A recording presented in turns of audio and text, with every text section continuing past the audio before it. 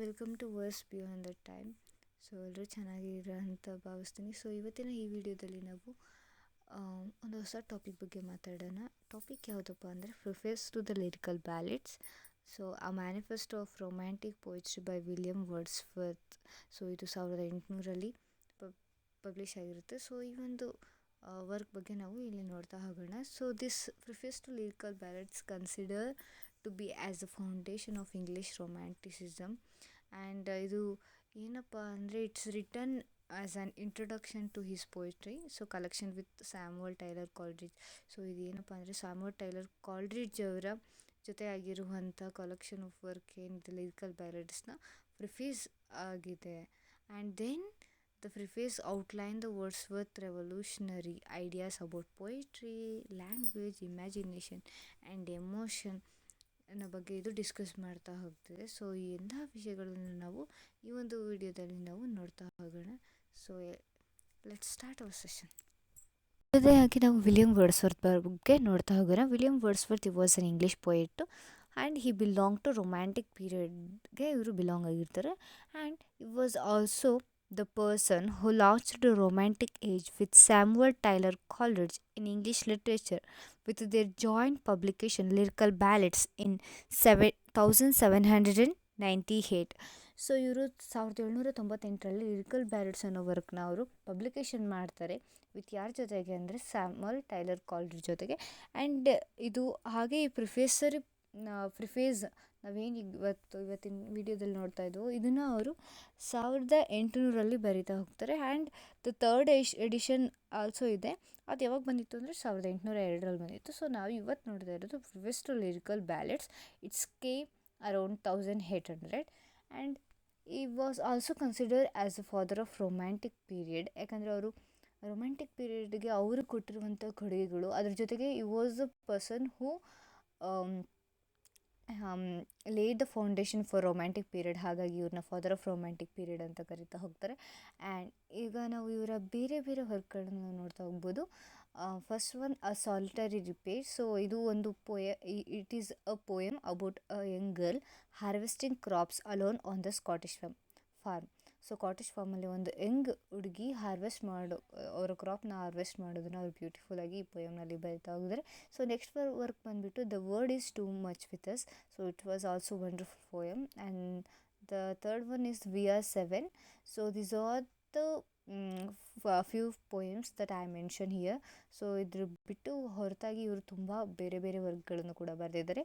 So ಇವರ ಎಲ್ಲ ಪೋಯಮ್ಗಳು ಮೇಯ್ನಾಗಿ ನೇಚರ್ ಅಲ್ಲಿ ರಿಲೇಟೆಡ್ ಆಗಿರುತ್ತೆ, ನೇಚರ್ ಸೆಂಟರ್ಡ್ ಆಗಿರುತ್ತೆ. ಬ್ಯಾಕ್ಗ್ರೌಂಡ್ ಆಫ್ ದ ಪೋಯಮ್ ಬಗ್ಗೆ ನಾವು ತಿಳ್ಕೊತಾ ಹೋಗೋಣ. So the lyrical ballot poem publication ಆಗಿದ್ದು 1798 ಅಲಾಂಗ್ ವಿತ್ ಎಸ್.ಟಿ. ಕಾಲ್ಡ್ರಿಡ್ಜ್ ಅನ್ನೋದು ನಾವು ನೋಡಿದ್ದೀವಿ. ಸೊ ಇದರ ಪ್ರಿಫೇಸ್ ನಾವೀಗೇನು ನೋಡ್ತಾ ಇದ್ದೀವೋ ಅದು ಬಂದಿದ್ದು 1800 ಎಡಿಷನಲ್ಲಿ. ಸೊ ನಾನೀಗಾಗಲೇ ಹೇಳಿದ್ದೀನಿ ಅಬೌಟ್ ವಿಲಿಯಂ ವರ್ಡ್ಸ್ವರ್ತ್ ಬಗ್ಗೆ ಹೇಳುವಾಗ. ಸೊ ಹಿಯರ್ ಏನಾಗಿದೆ ಅಂದರೆ the preface is consider as a manifesto of romantic movement in English literature. So preface to lyrical ballads ಅನ್ನೋದೊಂದು ಮ್ಯಾನಿಫೆಸ್ಟೋ ಹಾಗೆ ಕೂಡ ರೂಪುಗೊಂಡಿದೆ ಅಂತ ಹೇಳ್ಬೋದು. And it's written as a response to the artificial style of 18th century poetry. So where the all the art forms are focused on the high society and classical themes.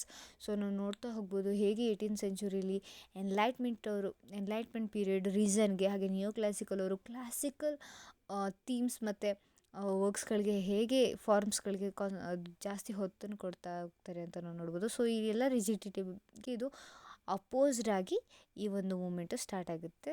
And Wordsworth wanted poetry to be closer to life and written in the language of common people and centred on human emotion. So Wordsworth ಅವರ poetry ಅನ್ನೋದು ಲೈಫ್ಗೆ ತುಂಬ close ಆಗಿರಬೇಕು ಅನ್ನೋ ಒಂದು ಕಾರಣದಿಂದ, ಹಾಗೆ ಅವರು ಕಾಮನ್ ಪೀಪಲ್ನ ಲ್ಯಾಂಗ್ವೇಜ್ನ ಯೂಸ್ ಮಾಡೋದ್ರಿಂದ ಅದು ಹ್ಯೂಮನ್ ಎಮೋಷನ್ಸ್ಗೆ ತುಂಬ ಹತ್ತಿರ ಆಗುತ್ತೆ ಅನ್ನೋ ಒಂದು ಈ ಥರ ಹಲವಾರು ಒಂದು ವಿಷಯಗಳನ್ನು ಕುರಿತ್ಕೊಂಡ್ಬಿಟ್ಟು ಅವರು ಪ್ರಿಫೇಸಲ್ಲಿ ಬರಿತಾ ಹೋಗ್ತಾರೆ.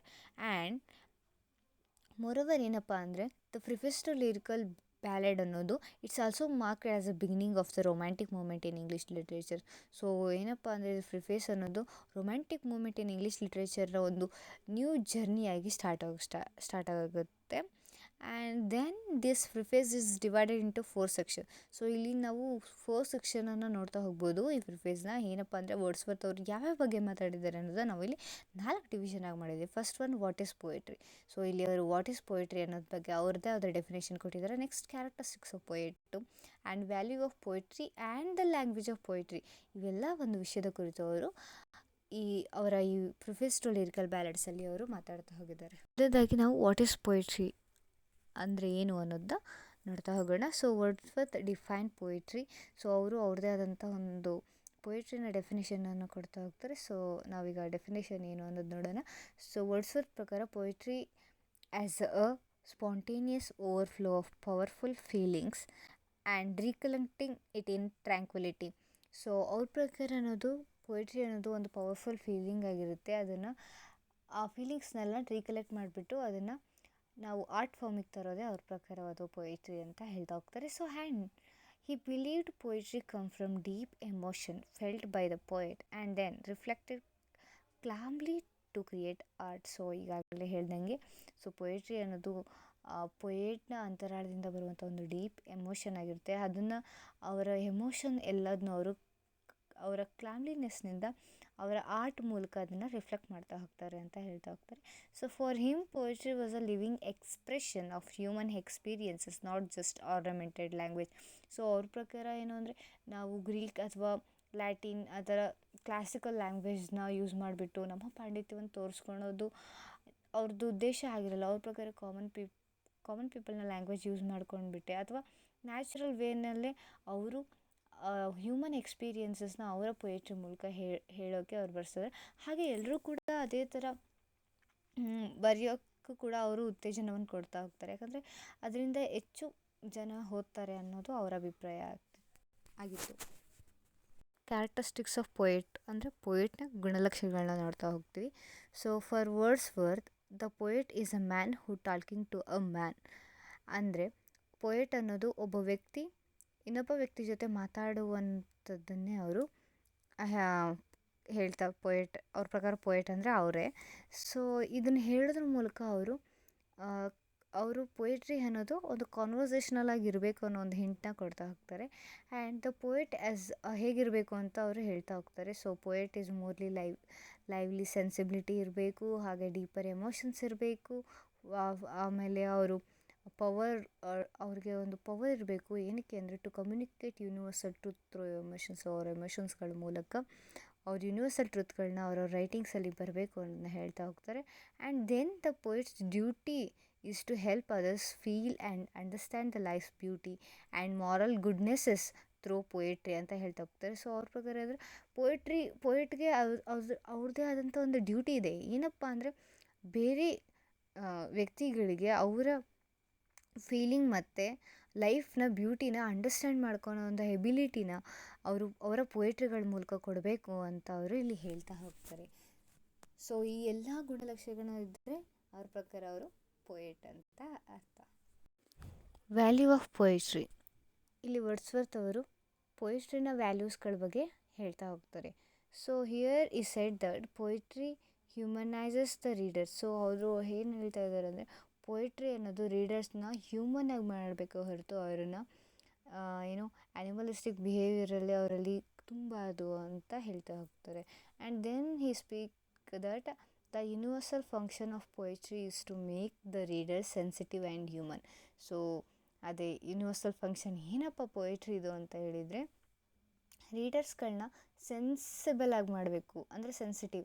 ಸೊ ಯಾವುದೇ ಒಂದು ವಿಷಯದಾಗಿ ಅವ್ರಿಗೆ ಸೆನ್ಸಿಟಿವ್ ಅಂದರೆ ಒಂದು ಸೂಕ್ಷ್ಮತೆ ಇರಬೇಕು ಅಂತ ಹೇಳ್ತಾಗ ಹಾಗೆ ಅವ್ರನ್ನ ಒಬ್ಬ ಒಳ್ಳೆ ಮನುಷ್ಯನನ್ನಾಗಿ ಮಾಡಬೇಕು ಅಂತ ಹೇಳ್ತಾ ಹೋಗ್ತಾರೆ. And then he does not provide only pleasure but teaches the morality and philosophical value of readers. So poetry ಅನ್ನೋದು ಒಂದು ಫ್ರ್ಯಾಕ್ಷನ್ ಆಫ್ ಸೆಕೆಂಡಿಗೆ ಹ್ಯಾಪಿನೆಸ್ಸು ಪ್ಲೆಷರ್ನ ಕೊಡೋದಲ್ಲ, ಅದ್ರ ಜೊತೆಗೆ ಅದು ಒಂದು ಮೊರಾಲಿಟಿ, ಒಂದು ಫಿಲಾಸಫಿಕಲ್ ವ್ಯಾಲ್ಯೂಸ್ನ ರೀಡರ್ಸ್ಗೆ ತಿಳಿಸ್ಕೊಡ್ಬೇಕು.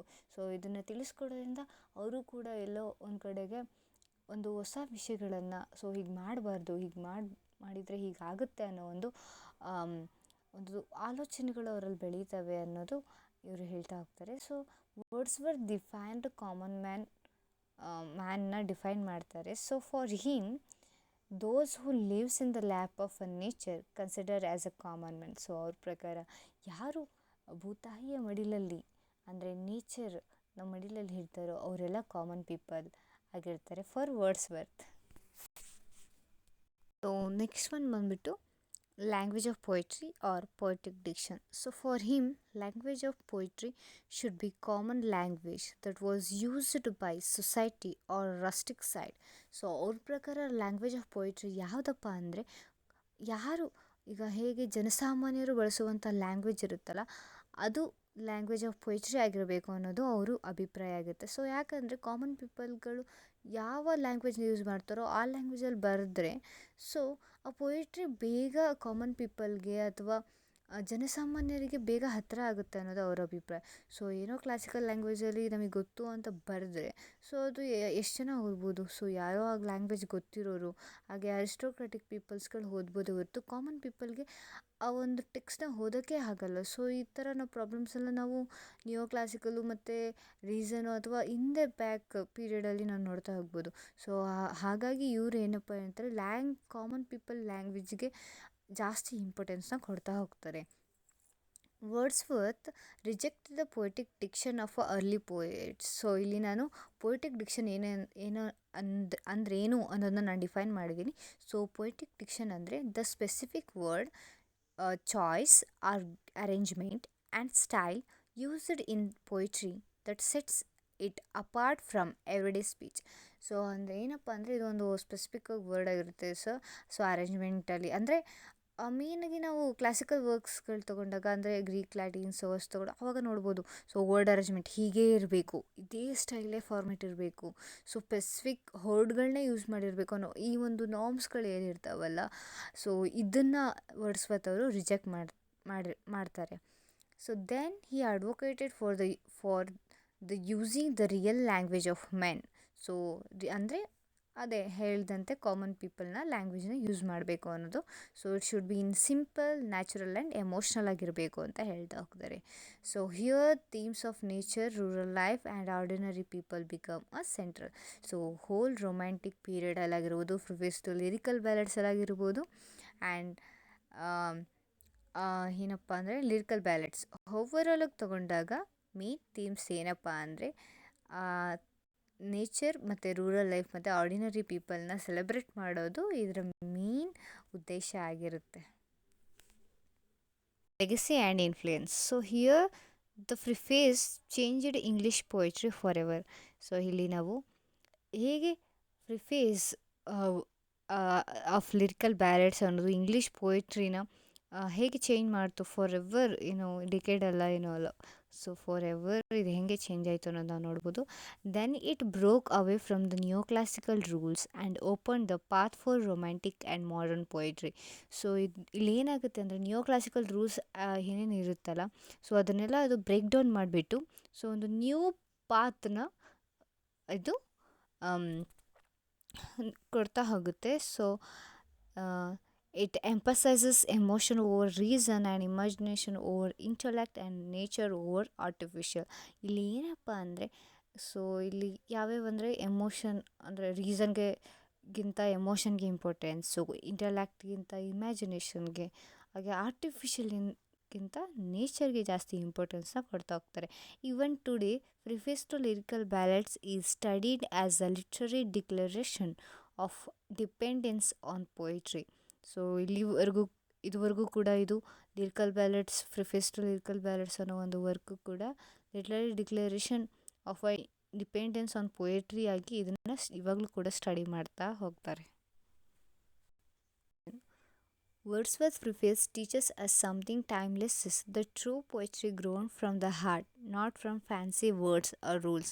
ಸೊ ಇವರು ಫ್ಯಾನ್ಸಿ ವರ್ಡ್ಸ್ ಮತ್ತು ರೂಲ್ಸಿಂದ ಯಾವ ಒಂದು ಬೆಸ್ಟ್ ಪೊಯಿಟ್ರಿ ಅನ್ನೋದು ಗ್ರೋ ಆಗಲ್ಲ. ಸೊ ಪೊಯಿಟ್ರಿ ಅನ್ನೋದು ಹಾರ್ಟಿಂದ ಬರಬೇಕು ಅನ್ನೋದನ್ನ ಹೇಳ್ತಾ ಹೋಗ್ತಾರೆ. Then he remind us to feel deeply, speak simply and find beauty in everyday moment of life. ನಮ್ಮ ದಿನನಿತ್ಯದ ಲೈಫ್ನಲ್ಲಿ ನಾವು ಬ್ಯೂಟಿನ ಅಥವಾ ಒಂದು ಸಿಂಪ್ಲಿಸಿಟಿನ, ಒಂದು ಹ್ಯಾಪಿನೆಸ್ಸನ್ನ ನಾವು ಫೈಂಡ್ ಮಾಡಬೇಕು ಅಂತ ಇವರು ನಮಗೆ ರಿಮೈಂಡ್ ಮಾಡ್ತಾ ಹೋಗ್ತಾರೆ. ಹ್ಯಾಂಡ್ ಈಸ್ ಮೆಸೇಜ್ ಲಾಸ್ಟಿಗೆ ಫೈನಲ್ ಆಗಿ ನಾವು ಒಂದು ಮೆಸೇಜ್ ಕೂಡ ನೋಡ್ಬೋದು. ಏನಪ್ಪ ಅಂದರೆ When we look at nature and the life with love and imagination, every word become poetry.